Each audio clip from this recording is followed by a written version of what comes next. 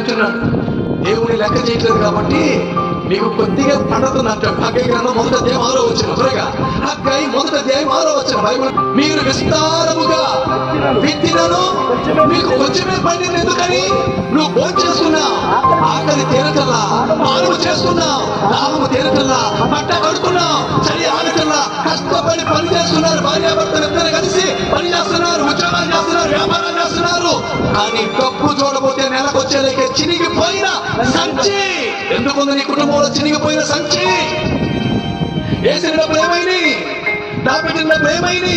ఎప్పుడు చూసినా కరువు కరువు కరువు. ఎందుకు? ఏది మొదటిది, ఏది చివరిది, ఏది చెయ్యాలి, ఏది చేయకూడదు?